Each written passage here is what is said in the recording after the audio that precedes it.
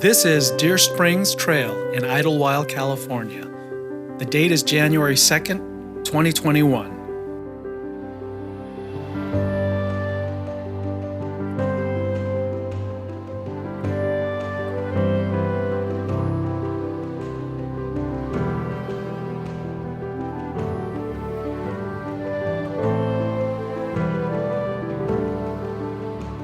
We hiked up this trail to a rock outcropping called Suicide Rock, located at an elevation of 7,510 feet. The out and back distance is 7.9 miles, and the elevation gain is 1,853 feet.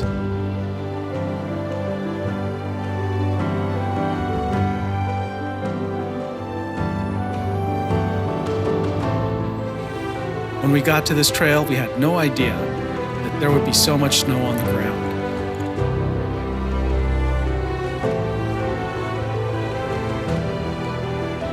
So did we make it up all the way to the rock?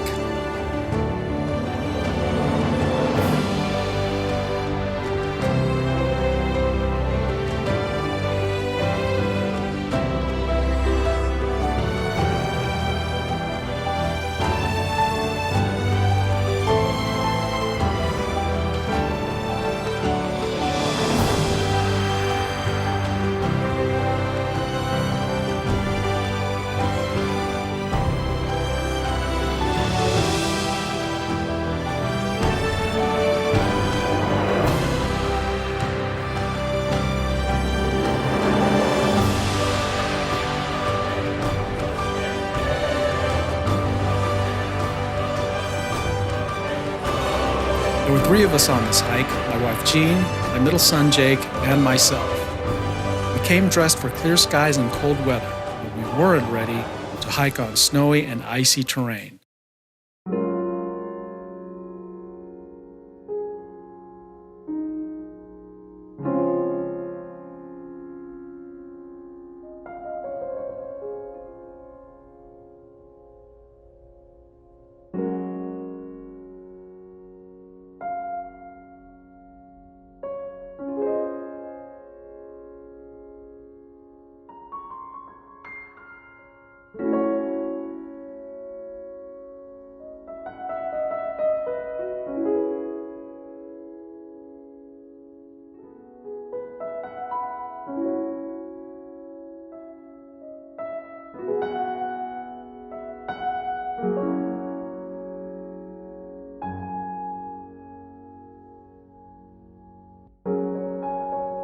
No doubt we were expecting a challenge, but nothing to really worry about. After all, just 2 weeks prior, we were hiking trails at Bryce Canyon, Zion, and Moab.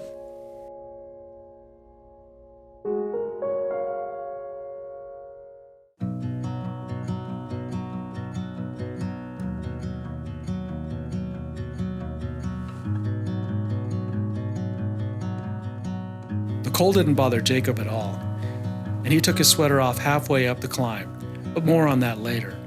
But as we continued up the trail, the temperature dropped. Strangely, his pace began to slow. And he started to struggle. He put his sweater back on and made sure he stayed hydrated. After our pace slowed considerably, we finally hit the trail marker that indicated we were only just a mile away from Suicide Rock. We took a long break to make sure we had enough in the tank for the final push up the mountain.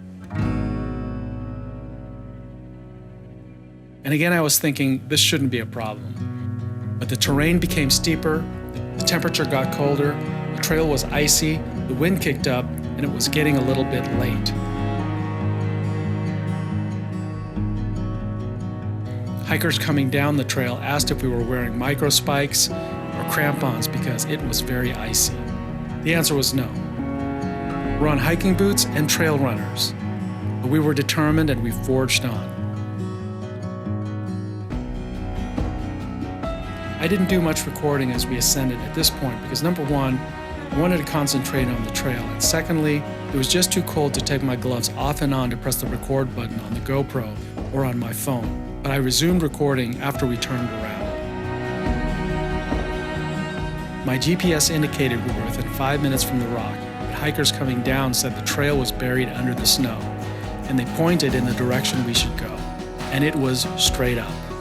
By straight up, I mean it was very steep. This was my first time on the trail, so I didn't know where the original trail was. For those that have hiked this trail know, it veers left, clockwise, but the footprints in the snow from previous hikers veered to the right of the original trail, as I had later discovered. I tried following my GPS, which I pre-routed the night before, but I didn't physically see the trail, again because the snow covered it. By that time, Jake looked really fatigued. We may have pushed too hard. The temp was now in the low 40s and slightly windy. While Gene and Jacob took a break, I trekked up a ways to see how much farther this trail detour went. I couldn't see the rock, and I came back and said we need to turn around. So we turned around.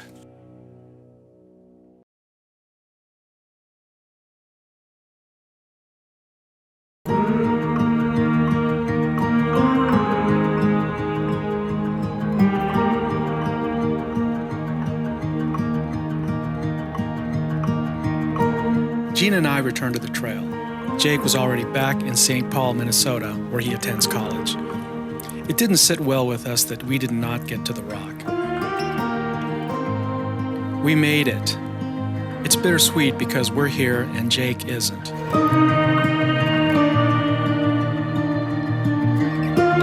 Well, it was a beautiful day, and there was practically no snow on the ground. By comparison to the previous hike, this was a breeze.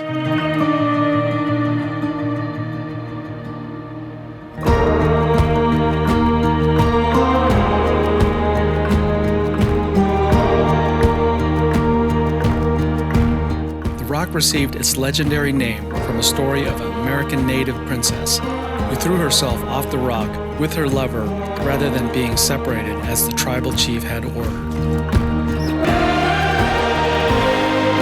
It's just a legend.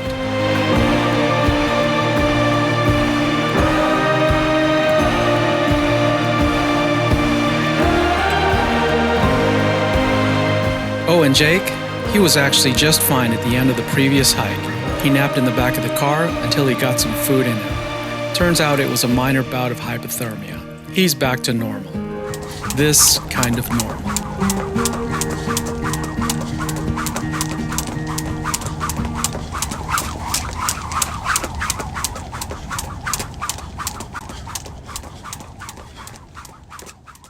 As we can.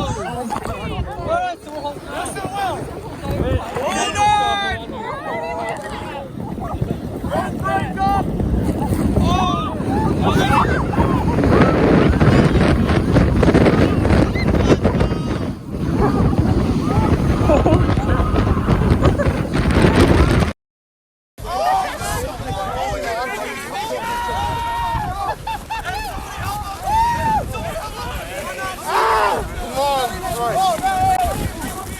Get going, get going! Why aren't we grabbing any of them?